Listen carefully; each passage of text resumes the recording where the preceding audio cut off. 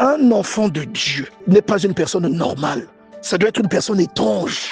En une nuit, un bâton qu'on n'a même pas planté dans le sol a produit des amandes. Normalement, en tant que chrétien, tu ne dois pas être étonné que même dans le désert, tu sois en train de porter du fruit. C'est la démonstration du surnaturel dans la vie d'une personne qui a l'élection de Dieu. Tu ne dois pas être étonné que quelqu'un chez qui tu vois les signes de Dieu soit en train de produire là où le climat ne permet pas. C'est la présence de Dieu dans la vie de cette personne. Il dit comment une verge, quelques heures seulement après l'avoir déposée dans la tente, on ne l'a même pas plantée.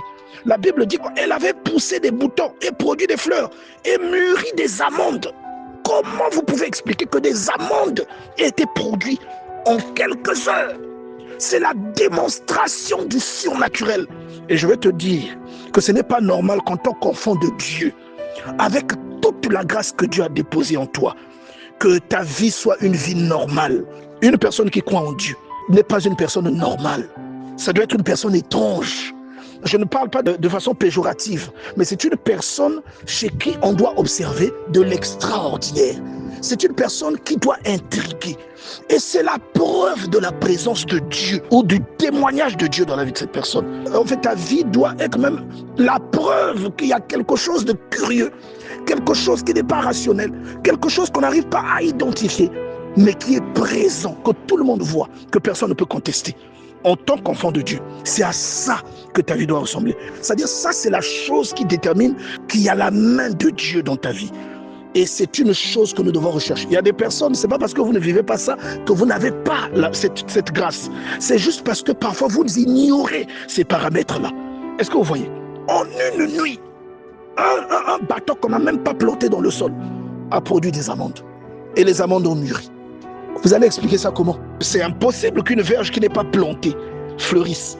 C'est impossible parce que pour que quelque chose fleurisse, il faut que cette chose soit en contact avec le sol, avec la terre, qu'elle soit plantée. Mais vous allez remarquer que ce n'était pas le cas. Donc c'est une puissance surnaturelle qui a fait que la verge fleurisse. Vous constaterez des particularités ou des choses parfois que vous ne pouvez pas toujours expliquer de façon rationnelle à des moments précis ou face à des situations précises. C'est un signe, si même vous qui m'écoutez, vous vivez cela, c'est un signe que vous avez quelque chose dans votre vie. Vous avez l'impression qu'il y a une main qui vous accompagne, qu'il y a une main qui vous assiste. Elle ne vous assiste pas à cause de vos beaux yeux. Elle ne vous assiste pas à cause de votre belle voix.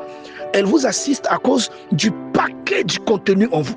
Elle vous assiste à cause de la grâce que vous êtes pour les autres, de la bénédiction que vous représentez pour les autres. Rappelez-vous, quand Dieu bénit quelqu'un, en fait, il le bénit pour qu'il soit lui-même une source de bénédiction. Tout ce que le Seigneur a déposé en vous, en fait, a pour but de se répercuter sur d'autres personnes. Vous allez observer ce principe même dans la nature. Vous allez voir qu'un arbre, il porte des fruits pas pour les manger. C'est pour que d'autres personnes mangent ce fruit-là. Une fontaine produit de l'eau pas pour la boire. C'est pour que l'eau serve à étancher la soif d'autres personnes. C'est exactement le même principe dans votre vie. Ce que vous êtes, ce que vous transportez, vous distingue et vous caractérise. C'est pourquoi prenez-en soin, bien-aimés dans le Seigneur. La vocation ou l'élection n'est pas quelque chose de léger, de banal. C'est une chose profonde.